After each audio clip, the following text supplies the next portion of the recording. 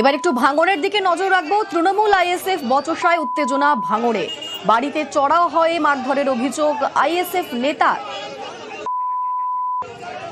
ISF কর্মীদের বিরুদ্ধে পাল্টা সরব তৃণমূল। কাশীপুর থানায় অভিযোগ দুপক্ষেরই।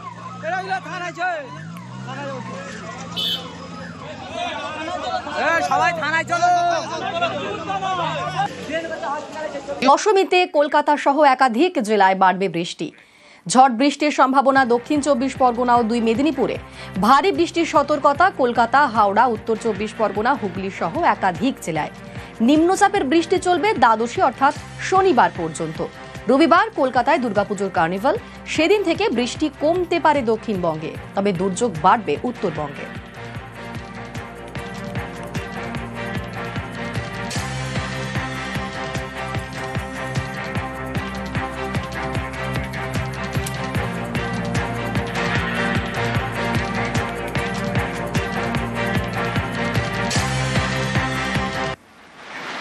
আশঙ্কায় যেন সত্যি, বঙ্গোপসাগরে নিম্নচাপ শক্তি বাড়াতেই ফের বৃষ্টি দুর্ভোগ বাংলায়।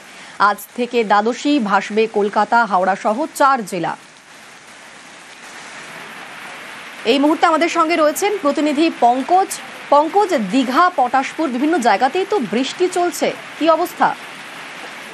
দেখো অনিন্দিতা, একেবারে আবহাওয়া দপ্তর যেমনটাই জানিয়েছিলেন যে দ্বাদশী পর্যন্ত যে আবহাওয়া দপ্তরের পূর্বাভাস রয়েছে তুমুল বৃষ্টি হবে, সেই মোতাবেক কিন্তু গতকাল রাত থেকে কিন্তু বিস্তীর্ণ এলাকার পূর্ব মেদিনীপুর জেলার বিস্তীর্ণ এলাকা, সৈকত শহর, দীঘা, রামনগর, পটাশপুর জুড়ে কিন্তু ব্যাপক বৃষ্টি চলছে।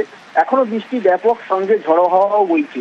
যেক্ষেত্রে পটাশপুরের বিস্তীর্ণ এলাকায় প্রায় একাধিক রাস্তা জলের তলায় ডুবে গেছে এবং চাষের জমিনেও ব্যাপক ক্ষতি হয়েছে, এমনটাই মনে করছেন কৃষকেরা। মনে করছেন চাষের ব্যাপক ক্ষতি হবে এবং আজ দশমী, যেখানে পুজো মণ্ডপে যাওয়ার যে দর্শনার্থীরা যাবেন তারা কিন্তু এখনো গৃহবন্দী হয়ে রয়ে আছেন, কারণ যে ব্যাপক বৃষ্টি, যা বৃষ্টি শুধু বৃষ্টি নয়, সঙ্গে ঝড়ো হাওয়া বইছে।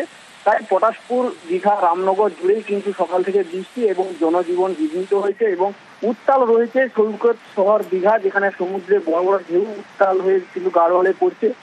এবং আজ দশমী, যেখানে সিঁদুর খেলায় মাতোয়ারা হবেন, মাকে বিদায় দিবেন, তার ক্ষেত্রে কিন্তু এই যে বৃষ্টি অনেকটাই কিন্তু বিঘ্নিত হলো, যাতে কিন্তু দর্শনার্থীরা তারা পুজো মণ্ডপেও যেতে পারছেন না এবং তারা কিন্তু যথেষ্ট কিন্তু চিন্তিত যে এই বৃষ্টি দ্বাদশী পর্যন্ত চলবে, এমনটাই কিন্তু জানিয়েছেন আবহাওয়া দপ্তর। ধন্যবাদ পঙ্কজ।